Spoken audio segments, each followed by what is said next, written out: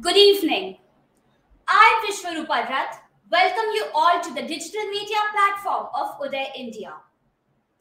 Today, we analyze the rising incidents of love jihad and Hindu girls' murder by Muslim boys and the reasons behind them.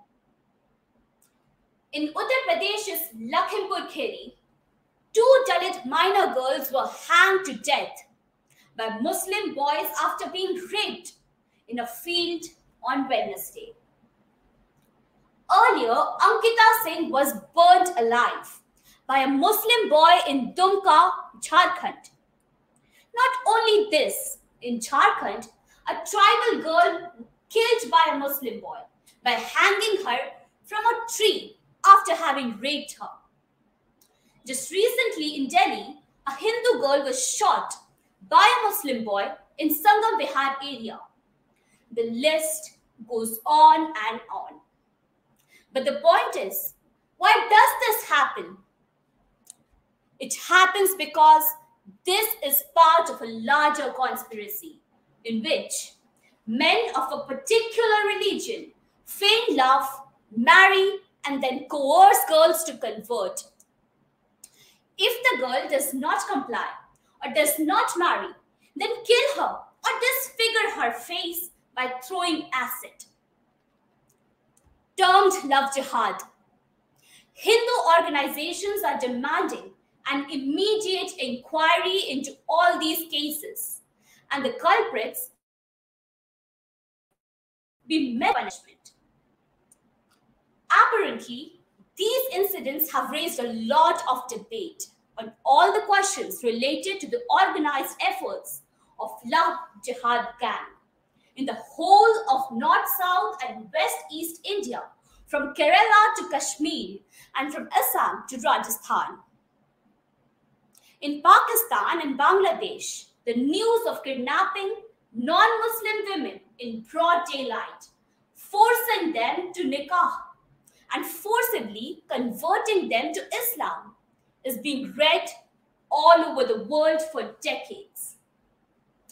Suddenly, the same news is now being published daily in every state of India.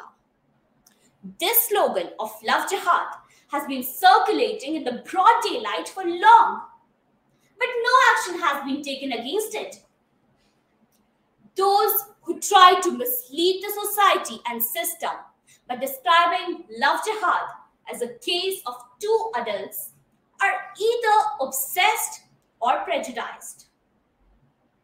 Actually, this matter is not a decision taken by mutual consent of two persons, but it is a matter of forgery, malice, and coercion. This is a case of demonic and elusive power. Of course, this is not the personal issue of only two adults. This is the issue of innocent daughters who are trapped in the web of lies and deceit. This is the issue of innocent lives, unaware of the intrigue. The medieval age practice of conquering and forcibly converting the losers to Islam gave way to deception, deceit, allurement of money from the Gulf countries, and the dark concept of love jihad in the post-independent India.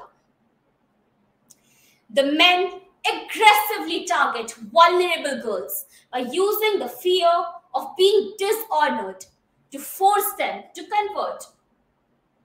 Many befriend their victims, then threaten to tell their families that they are in a sexual relationship with a Muslim.